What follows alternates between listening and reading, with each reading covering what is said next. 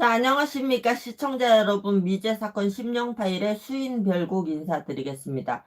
미제 사건 수인 별곡에서 전해드리는 사건의 힌트는 과학적으로는 입증할 수 없음을 양해 말씀드리면서 오늘 존 베넷 램지 어린이 양 살인 사건 가지고 여러분들께 찾아왔습니다. 존 베넷은 당시 만 6세로 어린이 대상 미녀 콘테스트에 자주 참가하여 리틀 미스 콜로라도, 리틀 미스 션샤인 등 많은 타이틀을 보유하고 있었고 나름 유명한 소녀였다고 합니다. 미스 웨스트 버지니아 출신의 존 베넷의 모친은 딸을 미스 아메리카로 만들려는 꿈을 가지고 있었고요. 이에 부모의 후원하에 적극적으로 컨테스트에 참여했던 부친은 훗날 딸이 미인 대회에 나가는 것을 막지 못한 점을 가장 후회했다고 말했습니다. 존 베넷은 미인 대회 입상을 위해 금발로 염색을 하고 컬러 렌즈를 착용하고 치아 미백 및 치아 교정을 하거나 고가의 드레스로 치장하여 사진집이나 브로마이드를 제작하는 등 어린이가 지나치게 눈에 띄는 무리한 일들을 거치게 하여 결국은 소아성애자의 표적이 되었다는 비난이 부모에게 쏟아졌습니다. 특히 존 베넷의 모친인 패시 램지는 미스 웨스트 버지니아 출신으로 남편보다 13살이나 젊었기 때문에 트로피 와이프라는 비아냥을 들었으며 사건의 특성 때문에 배다른 오빠나 친아버지가 성추행했다거나 딸의 미모를 어머니가 시기해서 죽였다느니 딸이 남편의 관심을 이끌어 질투했다느니 등등의 흉흉한 소문이 돌았다고 합니다. 일부에서는 존 베넷이 전처의 딸이라 하는데 존 베넷의 아버지가 재혼으로 어머니 패트리샤와 결혼한 것은 맞지만 존 베넷은 둘 사이의 아이가 맞다. 어, 존 베넷 바로 위에 오빠도 둘 사이의 자녀이다. 라고 했다고 합니다.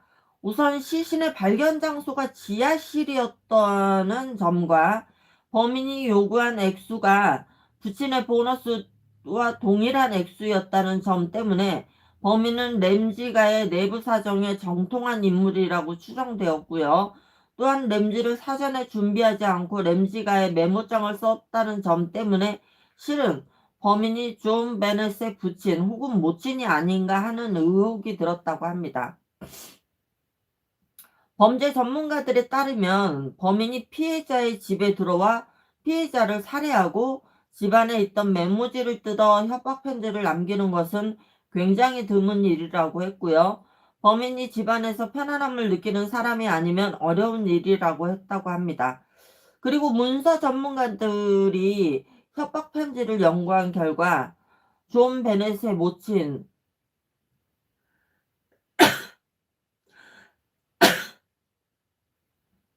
패시의 말투나 주로 사용하는 단어가 아주 유사하다고 하여 이 역시 언론을 탔다고 합니다.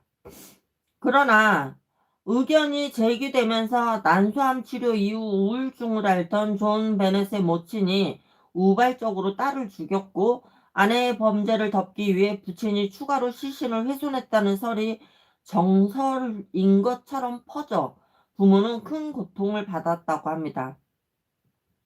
그러나 최종적으로는 존 베넷이 살해 당시 입고 있던 옷과 속옷에서 검출된 DNA에 대한 검사가 2008년에 이루어지면서 범인은 외부인으로 판명되었고요. 가족범 인설은 부인되었다고 합니다. 한편 부친은 악명 때문에 사업이 실패하고 패시 램지는 2006년 난소암으로 사망했다고 합니다. 다만 이러한 결과에도 불구하고 10년 넘게 언론에서는 마치 가족이 범인인 것처럼 다루었기 때문에 그 후로도 가족 범인설을 믿는 사람의 수는 많았다고 합니다. 부친은 이후 자녀를 유괴 당한 사람들의 모임에서 만난 여성과 재혼했고요. 2006년 타이 방콕에서 한때 초등학교 교감이었던 미국인 남성이 존 베넷 유괴 살인 사건의 혐의로 체포되었다가 남자의 이름은 어, 존 마크 카로. 아동 포르노 소지 혐의나 강간 혐의가 있었고 여아를 죽인 살인범과 펜팔을 하기도 한 위험 인물이었다고 합니다. 남편은 경찰은 카의 자백하에 수사를 진행하지만 DNA 검사 결과 카는 범인이 아님이 밝혀졌다고 합니다. 그 뒤 카는 종적을 감추었으나 2008년 시애틀 재판소의 기록에 따르면 여성으로 법적인 성별을 바꾸었으며 이름도 달리아 알렉시스 라이크로 변경한 상태였다고 합니다. 존 베넷 사건에 있어서 카의 체포는 카가 자신이 범행을 저질렀다는 자백에 의한 바가 크지만 사실 경찰은 이전부터 카를 주목하고 있었고요. 2001년 카는 아동 포르노 소지 혐의로 경찰의 주목을 끌었으나 증거인 컴퓨터가 처분되어 체포에는 이르지 못했지만 제3의 증언이 있었고요. 그의 첫 번째 아내가 결혼 당시 사실상 13세에 불과했으며 공문서 위조를 통하여 결혼했기 때문에 첫째 아내 증언에 따르면 카는 이전부터 존 베넷 사건에 관심이 많았다고 합니다. 또한 경찰이 그의 집을 압수수색했을 때 권총이 발견된 점과 자신과 연락을 끊은 제자에게 협박을 한 사실 등으로 미뤄볼 때 카는 매우 위험한 인물로서 DNA 검사 결과가 잘못 나온 것이고 카가 범인이라는 이야기도 있었다고 합니다.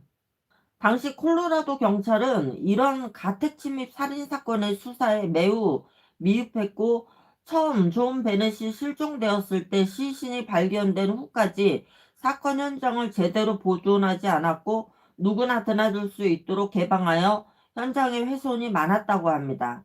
외부인의 침입이 없었다는 말과 달리 당시 지하실에는 창문이 깨져 있었고 외부인의 발자국이 남아 있었는데요. 경찰은 이를 제대로 포착하지 않았고 램지 가문 사람들의 알리바이에만 매달렸다고 합니다. 그리고 사건 발생 며칠 전에 있었던 크리스마스 기념 퍼레이드에 존 베넷이 참가했는데 수상한 남자가 존 베넷에게 말을 걸었고 퍼레이드 내내 뒤를 따라다녔다는 증언도 있었다고 합니다. 전문가들은 애초에 경찰이 부모 곁에서만 맴돌지 말고 보다 외부에 집중해 적극적인 수사를 했다면 범인이 검거되었을 것이라는 안타까움을 표하기도 했답니다. 패시 램지는 죽기 전 CNN과의 인터뷰에서 하늘로 간 딸에게 할 말이 있냐는 질문에 정말 사랑한다고 말하고 싶어요. 그리고 우리가 곧 다시 만나게 될 거라고 하고 싶네요. 라고 남겼다고 합니다.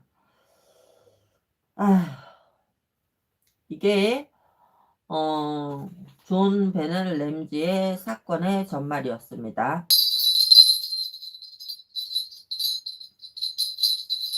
자, 저는 어떤 걸 들여다볼 거냐면요.